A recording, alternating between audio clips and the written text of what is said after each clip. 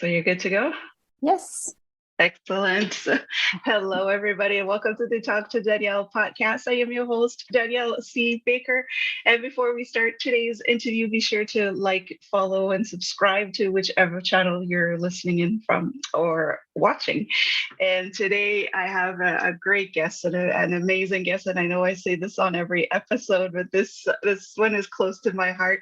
I have the lovely Helen Lidman with me. I would call her my black card book sister. She's an amazing author, and I will jump right in and introduce you to her. Thank you so much, Helen, for joining me today. Thank you, Danielle. I'm so glad to join you here. Oh, that's amazing. And just before we get started, can you tell us a little bit about yourself and how you got to where you are today? Yes, I can share briefly a long story, but I'm Helen Lidman, author of the book Never Again, The Evil Cycle of Addiction. I'm 41 years old, living in Stockholm, Sweden, and got to know you through Black Heart Books. That's great. Yes. And, well, my story is... from childhood, being struggling with finding identity, feeling lost, lonely, void, and quite early in my teens, find a refuge in alcohol, and it got me already then, early teens, and I was stuck for 1.5 decade, more or less, Wow. until I got. I need to find the right words for this. I got an excuse to quit briefly. I got pregnant, and I made a decision that I wanted to do what I could for this child I was bearing, and at that point, I got and I received help from the medical care system here in Sweden, and it was very struggling at first, very struggling. I was in a relationship, a roller coaster relationship, a couple of years with. Father of my son, and I decided after only a year to separate from him, and I was standing in this by myself, also trying to handle my own sobriety, and I finally received real help, because I had some support from this therapist I went to, but I still felt I was so overconsumed with negative emotions and feelings and thinking and feeling drained, literally. So I wasn't really content with life at all. And I went there for maybe 2 years. And finally she said to me, Helen, we have done what we can do for you here now. So you need to continue elsewhere. And she pointed me in the direction to a 12-step fellowship, which became my new pack. And I learned about this evil cycle of addiction and what it truly means. It's not just that the alcohol is my refuge. It's so much complicated. Just as we are complicated as human beings, this disease of addiction is equally complicated. It affects every part of us. Physical, mentally, and spiritual. So this is what I have been urged to share in my book, how this in detail, how it affects mankind in all these parts. And now I've been sober for 13 years. And it's an ongoing, it's still ongoing, day by day. And I have gone through very, very tough seasons lately. And I haven't had alcohol on my top of mind at all. I have turned to this fellowship, to God, as I have come to know God's strength in my life.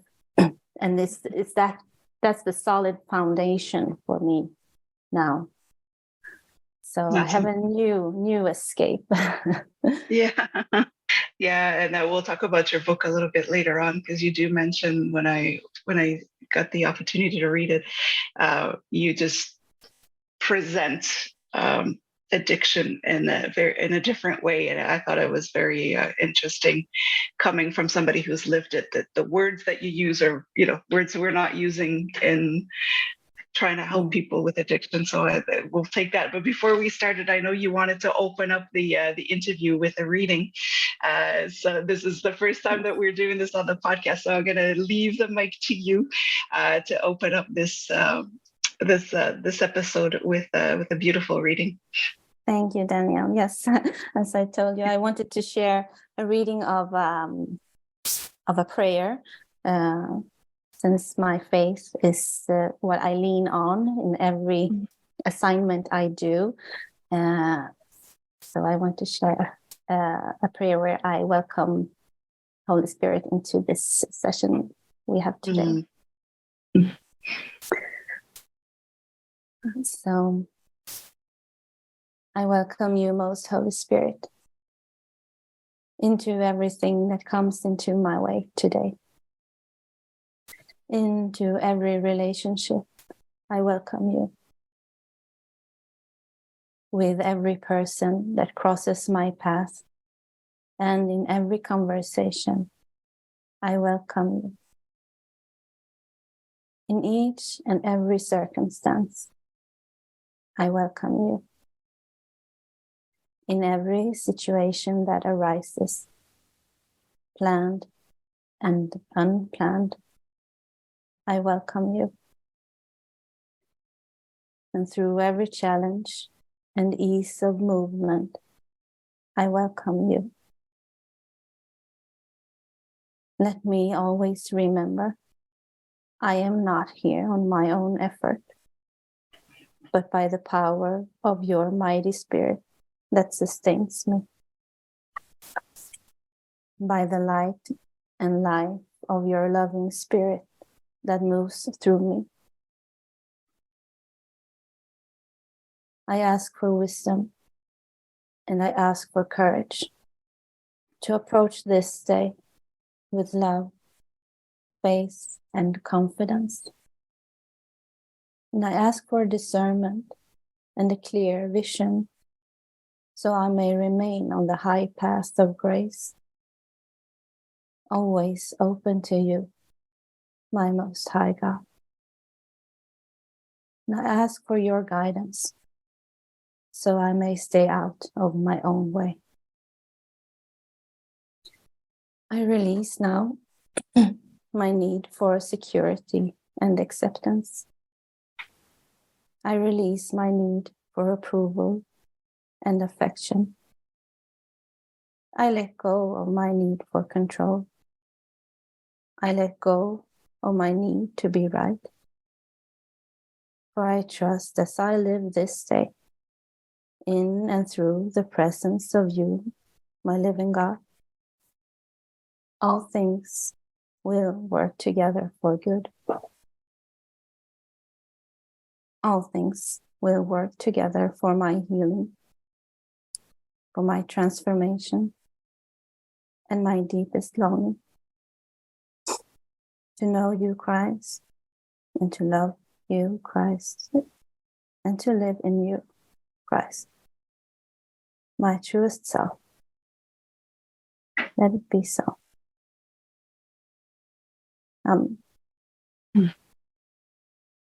Thank you very much. It is a beautiful message of you that. I really like that. That's a beautiful, beautiful message. Thank you. Thank you for letting me share it. No, and I could see how that can give you strength every day when you're wake up every day, starting a new day. I think it's a wonderful message. Thank you for sharing. Now we can dive right in and ask you, because you did mention a little bit on your introduction about the addiction and the struggles that you may face sometimes. And what are some of the biggest challenges that you had to deal with while recovering from addiction? I think the main point was that I didn't actually realize that I was an addict, that I had a disease called alcoholism, because I was in denial, in a romanticizing idea of alcohol, and using it as my elixir for life. Whenever, if I wanted to feel good, if I was sad, if I was in anxiousness, it was my solution for every kind of situation. So when I finally decided that I should quit temporarily, it was only temporarily when I first started, for the sake of my son, and I had no, promises that this would be a lifetime decision. So the challenge at that time was, can I do this? Can I not drink? How am I going to manage? Because it had been, as I mentioned, it had been my dearest friend from early teens, the only one I could truly count on to stand by my side in every matter. So that was the first challenge. Can I do this? And how am I supposed to gain the strength to say no? But I think I had a quite strong psychological, what do you call it, shield at the time, because I could focus. It's not only for my sake; it's mostly for the baby, But when I finally received what I say, my true help, when I received help from another alcoholic who could explain to me what it truly means, this addiction, it is not about alcohol. It's more about the internal, what's going on inside what's going on the inside. Yeah. And when I could identify, in what I describe in the book, that I get a certain reaction when I actually drink, I could relate to when I start drinking alcohol. There's no point where I'm satisfied. It just goes for another and another and another and another and another.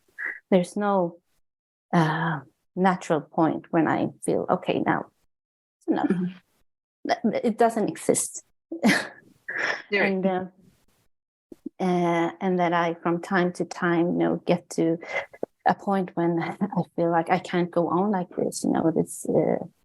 I need to quit. I need to make a change, and I realized that the alcohol is, destroying my life. But after a while, since I don't have any tools to handle this internal frustration, this empty hole that I was trying to describe in my introduction, feeling, lost and lonely and just hopeless. The idea of alcohol is there in a bit. Again, even though I said like, no, never again. So the challenge is to stay in the decision. Oh, wow. Yes. I like that. Yeah. And it doesn't come. I couldn't do it by myself. I needed help, and I received it. So I like to put it like that. You don't only have to ask for help; you have to receive it. Yeah. And that's a good point, because you can ask, but you need to be ready to take it, to get the help and to do the work that comes with it. And I love what you said, that the challenge was to stay in the decision, to stay sober, which is for somebody who hasn't lived it, seems trivial. It just seems well, yeah, that's what you want to do. But for somebody who's living the addiction, that says it all. It's a very powerful statement. My challenge was to stay in the decision. Yeah, it is, because if I could say it in the decision, it wouldn't ever have been a problem. That's right. Yeah. And that's what kind of leads me to the next question, because I mentioned earlier, you present addiction in such a different way than what we've known. And that was one thing that I said when I work with my clients, that I will look at it differently, that I can bring on a different approach to help that person. But you talked about that reaction. And you get a reaction, almost like not an allergic reaction, but there is a trigger, then it's just out of your control. Can you kind of explain a little bit more to you, what does that look like for you in terms of addiction, that reaction that you get? Because that is how it's put in the 12-step literature, which was also written by a doctor, actually, when I don't know, in the early 1940s, 1939, I think. It was the first time that book was published. That they describe it, that an alcoholic or an addict, whatever symptom may be, is that it gets an abnormal reaction in the body that is not common for, in generally common. And for an alcoholic, that would be the abnormal reaction, as I described, the craving for more alcohol. And some natural or normal reaction to alcohol would be, okay, I can have a glass or two, and that is fine. It doesn't bother me. It can also be that they don't really like their reaction, coming with nausea or headache or dizziness, which is completely normal, thinking that this is like actually poison. Yeah, right. One puts into the body. But the abnormal reaction is that there's no natural stopping point. Yeah. However much is consumed. That's right. And that's the part that needs to be understood. It's not something you can just stop. It really is an abnormal reaction. So we can't use it as like you said, a normal reaction as a reference point, because that does not exist in an addict's world. So approaching it as, well, just stop, it's not going to happen, because there's that abnormal trigger, I guess, in the body. It's physical, and it is, and it can be related to other kinds of addictions.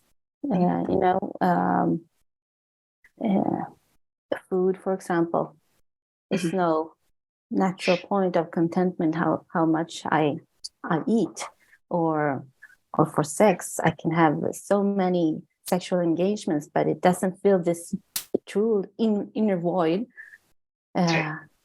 Or work. I can sit and work for hours and hours and hours. But there's no natural point when I think, okay, now I'm done. It's finished. It's enough. Yeah. Yeah. And that if people could understand that, I think it would be more prepared to help people through it, is to know that there is no stopping point. The void is bottomless. It's limitless. It just keeps going. Yeah. Yeah. And how did you, what helped you get through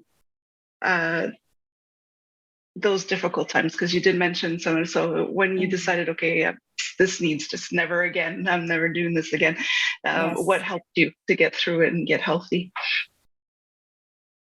Yes, eventually I got to that point that I wanted really to stick to my decision, never again. Or actually, it came to like, I'm not ready to start drinking yet. No. I think my son was about a year, so still a toddler, and I felt this obsession in my mind of alcohol just chasing me. I was tempted when I saw other people having their drinks for dinner, and I was, what is this? I don't want this. Why am I tempted? Why do I have this very strange thoughts, longing for something that I don't want, that's not good for me? And that's when I realized, no, I can't do this on my own. I cannot do this on my own, in my own strength. How much I even want to, I cannot, put those thoughts away. So I asked for help in this 12-step fellowship I was in. And I asked the woman,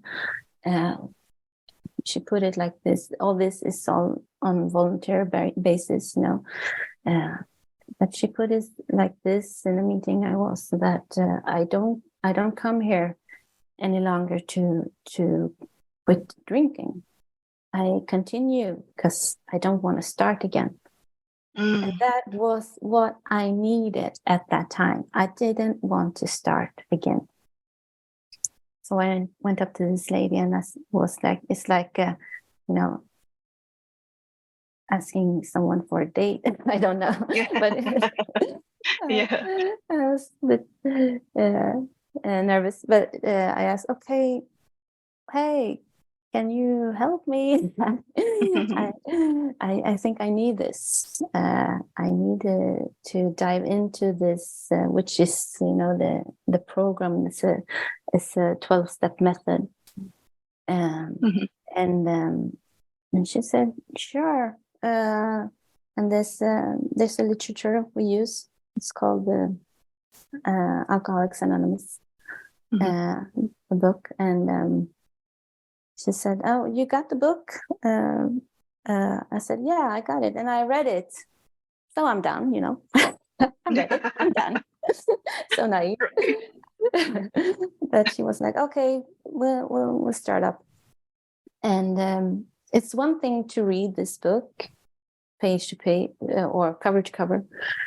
And it's one thing to practice what it's the suggestions.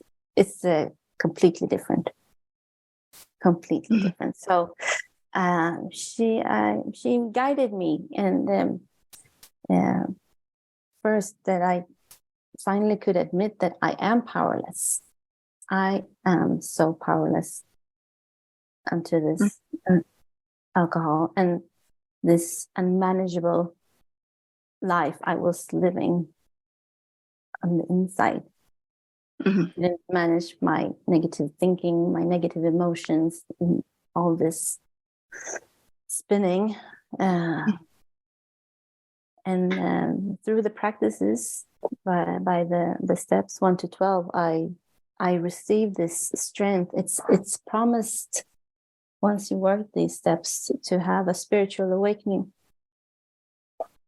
and that is what I have received,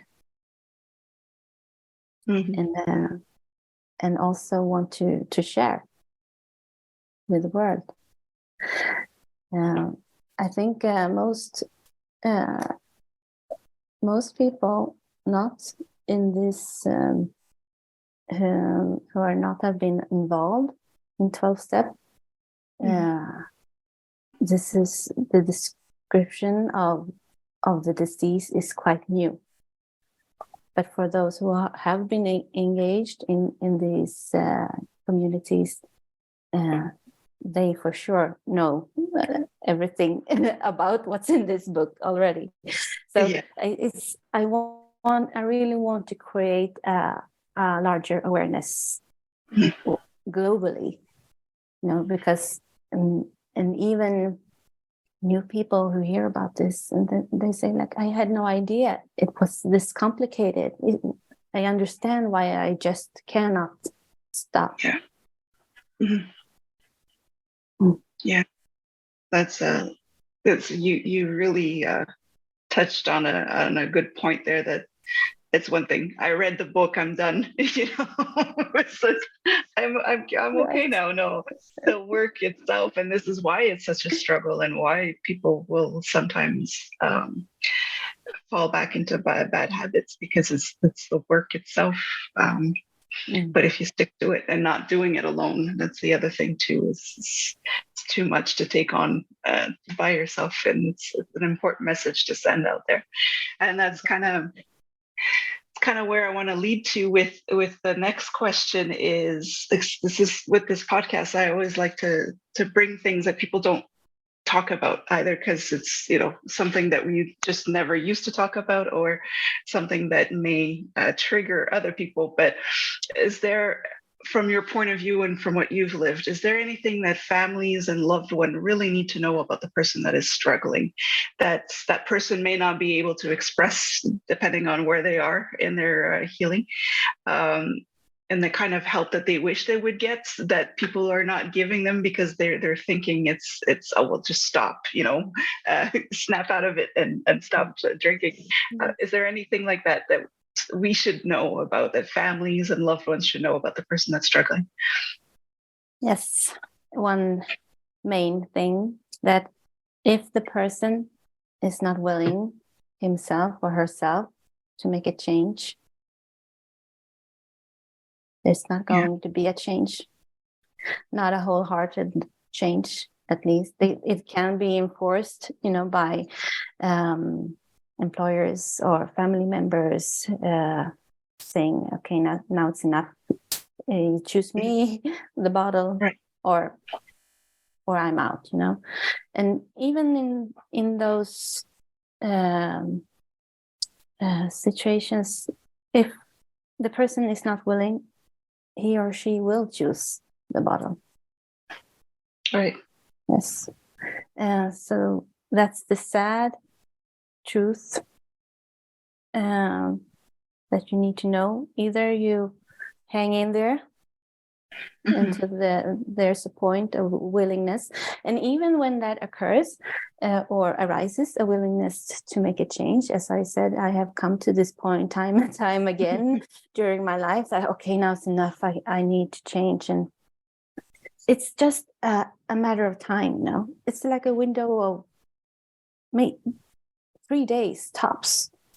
Yeah. Tops.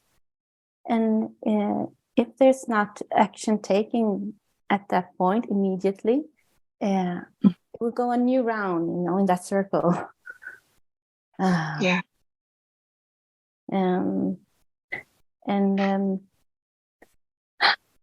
So willingness is the main ingredients for every recovery. Yeah. And willingness can come from hard consequences from family members. It can. Right.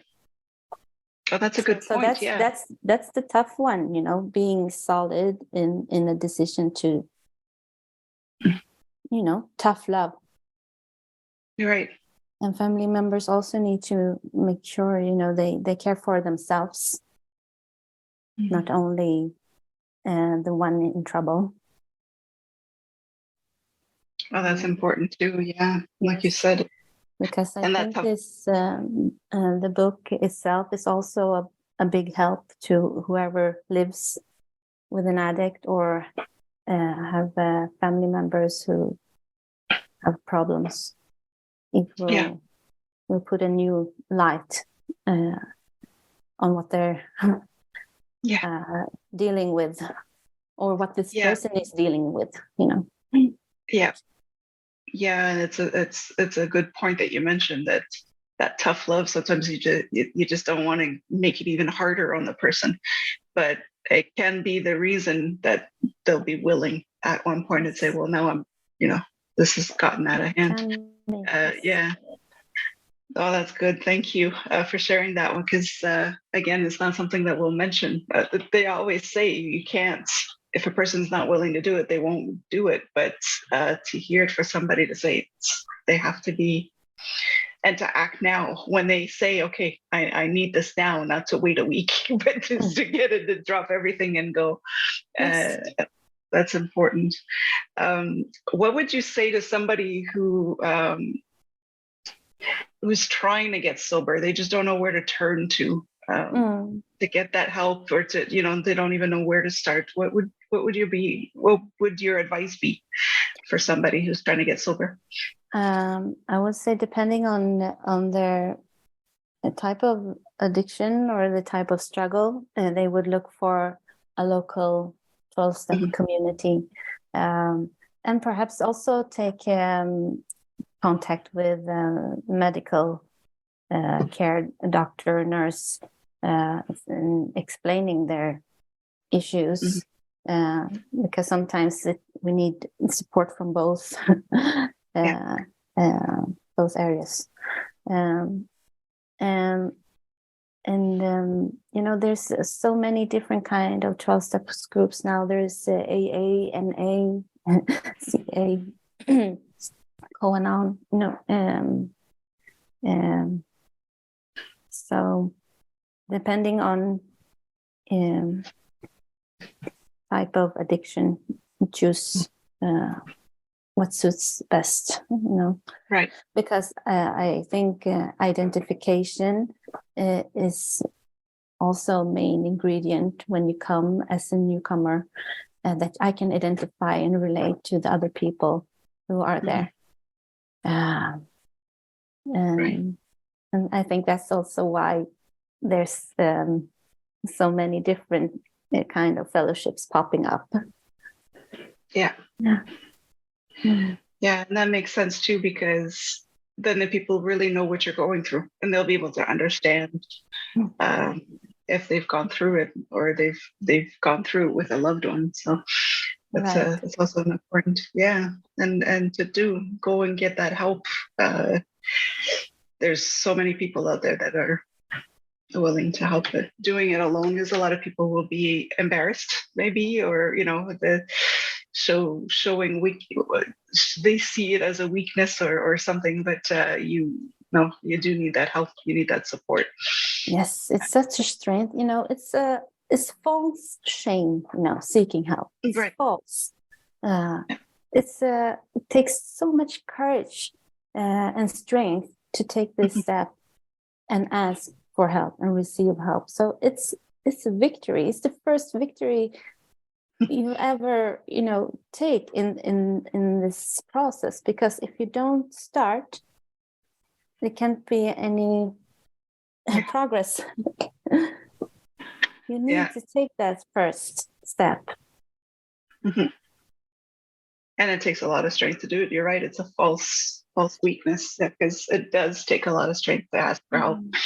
And these fellowships, these communities, are the most loving, caring, genuine people that you'll ever meet. I would say that any person should visit this kind of meeting, even if you don't have a problem. Just go there and meet these people, because they want to share what they have received, and it is this strength, this hope, this inspiration. Yeah, Yeah. it's amazing. That's good. What kind of advice do you wish you would have had earlier to make your life easier? Is there anything, advice or wisdom you wish you would have had? You mean before I started my sober journey? Or even before you started drinking or anything, like any piece of life advice that you wish you would have gotten sooner? I don't know. It's very difficult question. It is.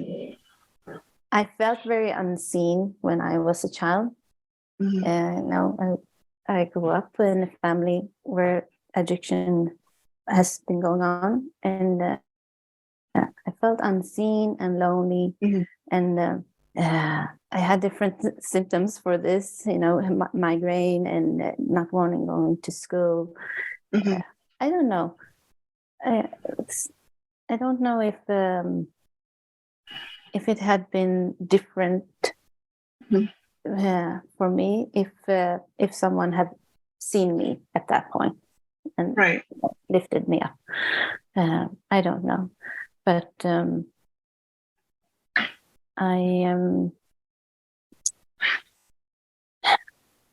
what advice I wish I had gotten, I don't know.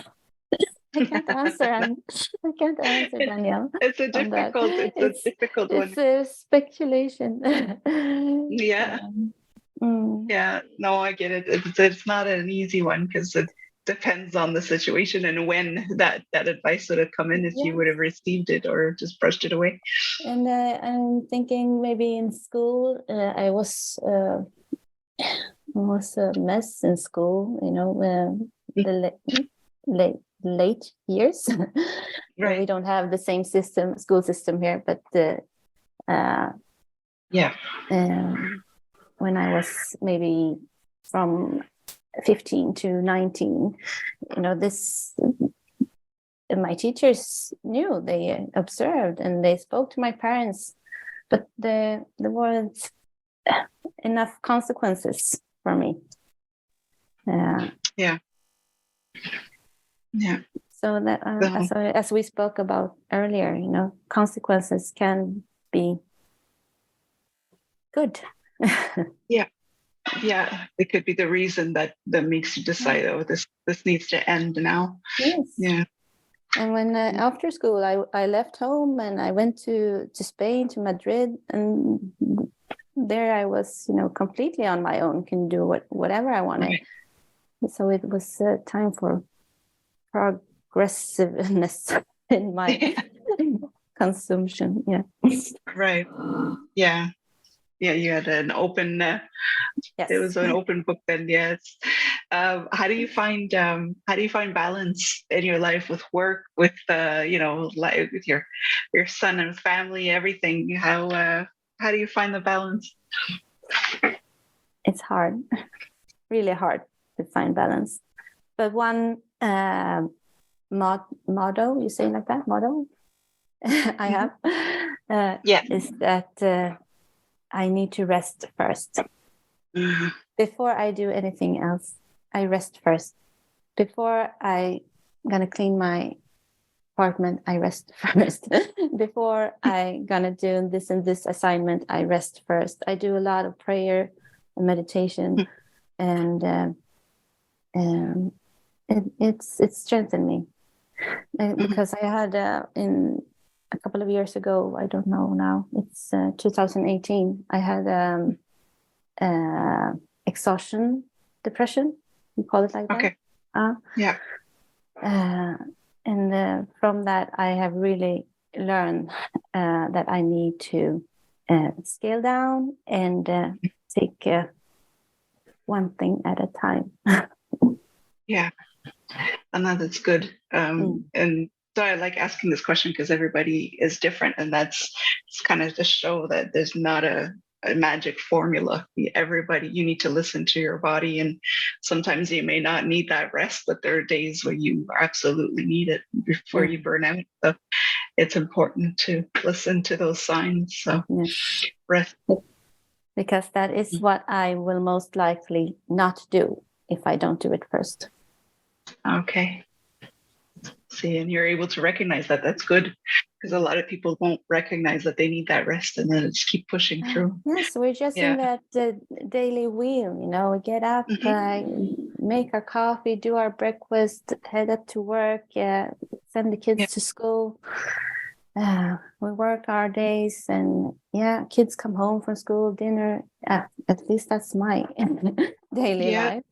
And I have a lot of activities, with my ongoing program, recovery, and so helping a lot of people. So I need to make that time. Yes. Yeah, you need to recharge your battery, so to say. It's just kind of get that energy. That picture once, I don't know. It was like an image on a cell phone saying you wouldn't let this drop to red or run out, your phone battery, but you will let your own battery run out. Yeah, we tend to do that, and we need those visuals. But rest is important, and I'm glad you brought that up, because a lot of people will put that last or completely ignore it, and that's how you get a burnout. Absolutely. Is there anything that you're working on right now, or anything coming up for you? Yes, I have decided to also translate my book to Swedish because I think it's only been published in English so far, and it's been people asking me here locally, and perhaps it will be easier to reach out also locally if it's in this local language.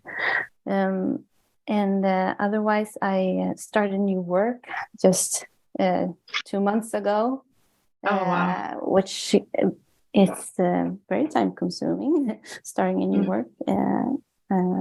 I work as a manager for the social department at the Salvation Army here in Stockholm. Oh, wow. So it's quite large and very fun. I love the people. I love the work itself. But it's starting a new job is always It comes with its challenges. Yeah, absolutely. Yes.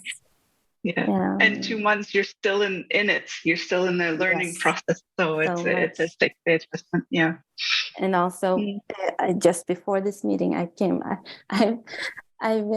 asked for help again because I had a very tough season this last autumn. Actually, the son of my father of my son, who I lived with for many years, he passed away. He was, he was killed actually. So I have asked for help because this is like a trauma above anything else that I have ever gone through. So above, my normal recovery program, I asked for therapy for this as well. And so that's what is taking my time and my mind and my strength. So, yes. And even going through all of this, alcohol is so called absent. It's just, it's not on my mind at all. I feel so protected within that area, but still I need to handle what's going on. Yeah. Otherwise it might pop up further on.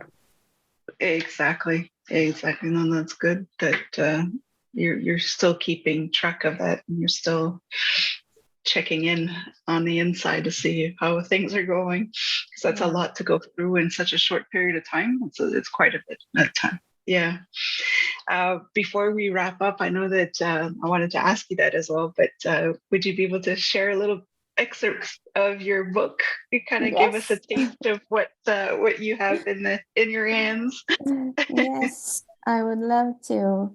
I think I'm gonna share a portion of from the introduction, and most certainly you will relate to some of what have been told here already. Okay, I can start here. Much of this book refers to alcoholism, which has been the primary addiction symptom for myself, as well as love addiction. However, I have applied the principles in this book to many other addictions and dysfunctional behaviors as well. The illness of addiction is described as being threefold. It has to do with the fact that we as humans are three-part beings, that we consist of spirit, body, and soul, and alcoholism deeply affects every single one of these three parts. Alcoholism is also described as a chronic disease, a hopeless condition which one really should not be able to do anything about. That is, medical science has no cure for real help for alcoholism. This is because medical care only treats two parts of the human being, the body and the soul, the flesh and the mind. Medicine is not allowed to treat the spiritual part of man, for the simple reason that traditional medical care is based on natural science. As a result, medical care is simply not allowed to treat patients according to spiritual needs. So therefore, the diagnosis is named chronic alcoholism, meaning that it's incurable from a medical point of view. But millions of people have found a solution to their addiction by following the spiritual path. I will jump a bit. I had a lot of support from my alcohol therapist and the healthcare center I went to during my first year sober. I remained sober, though it was really tough times. I can't say that I was content with the sober life, but I did okay. I received strength to end the dysfunctional and unhealthy relationship I was caught up in, and I practiced being honest about myself and my condition and speaking out loud about what was going on inside my mind. The best help and advice I ever got from my therapist was her honesty when she told me, "We can't do more for you here now. You need to continue your journey with fellowship with other recovering addicts." For me, at that point, it didn't make much sense, but I'm forever grateful that I trusted her and followed the recommendation. I had had my startup with her and was ready to take a leap of faith and get more involved in fellowship with other people living a recovering lifestyle. And it has been my foundational platform of living ever since. A person who truly connects with this message in their heart will never be the same again, and will never be able to drink or use their addiction with the same old habitual mindset again. There are already millions of testimonies around the world of people who advocate the principles discussed in this book. People who were hopelessly lost, people who have been condemned for the betterment by doctors, families, and society, but people for whom, after embracing the message, and together with other recovering people in a loving community, and with the power of God, have experienced that a happy, sober lifestyle is truly possible. The perception of God is most individual, personal, and intimate for every human being. It can sometimes be difficult to put into words and speak about with other people around you, even with other people who also already may be believers. But as the years have gone by, I have found myself more and more drawn to the wisdom of the Christian tradition and principles of living. And it's a bit peculiar and extraordinary since I don't have much of that from my upbringing or from other family members. I was born and raised in Sweden, which is one of the most agnostic and atheistic countries on the globe. And there is no place for God in the everyday life for the average Swede. I didn't have any Christian role models during my youth. I've come to believe, based on my own experiences, when experimenting through prayer and meditation and following the directions revealed in my heart. From my perspective, it's up to every single person to find their own spiritual path. My hope is that every reader is able to read this book with an open mind and a sense of curiosity. We are all our own personal spiritual experiments. There is nothing to lose by trying to seek wholeheartedly, but rather everything to win. Follow the road signs along this hidden path to recovery. It was beautiful. Very nice. And thank you so much for sharing that, because that's just the beginning of the book. It's just the introduction. And from there, there's so much more that people can get from that book. So thank you again for writing it. Thank you so much for writing it. And I thank you for this beautiful testimonial you wrote for me. When I wanted to launch the book, it's still the best, most appreciated testimonial I've received.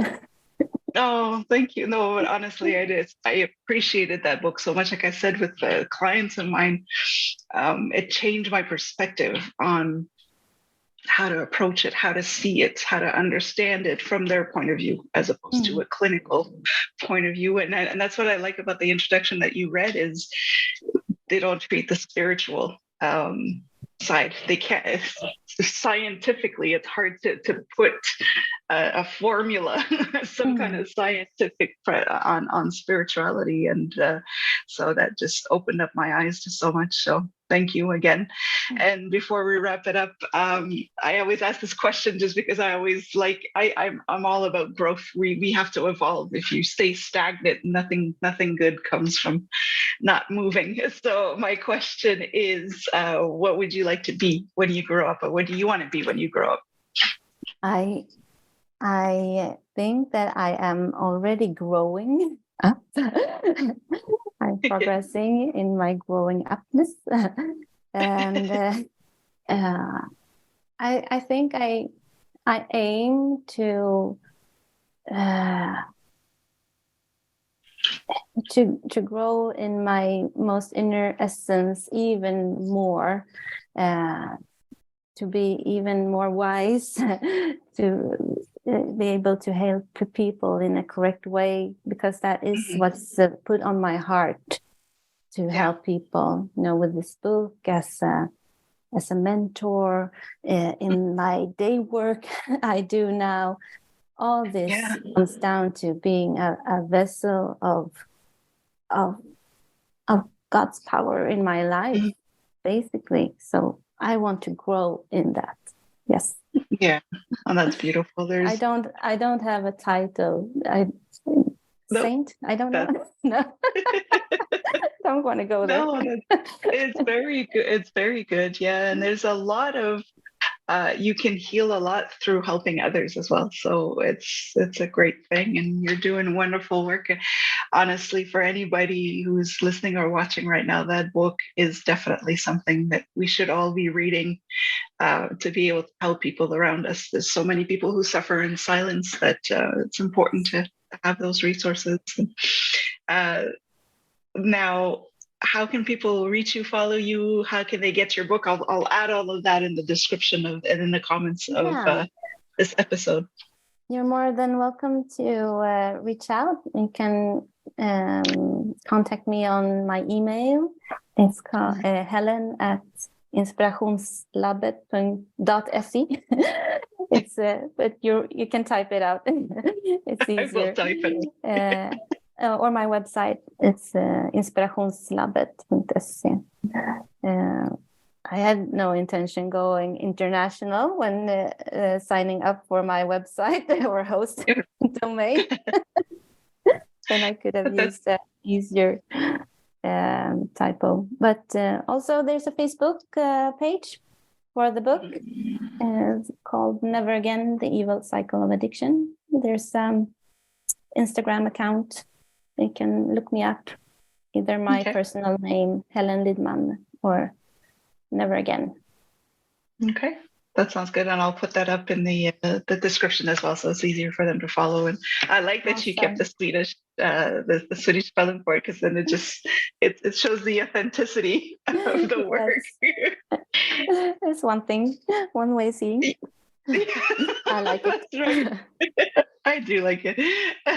Thank you so much, Helen. I really appreciate you taking the time to come on and share some of your story. I know that not always easy to share, but it's an important message to be out there, and I really appreciate all the work that you do. So thank you again so much. Thank you. And for everybody listening or watching, don't forget to follow Helen and her beautiful work as well. And don't forget to like, follow, and subscribe to this channel as well. And wishing you all the best. And until next time, stay safe, stay awesome, and we'll talk soon.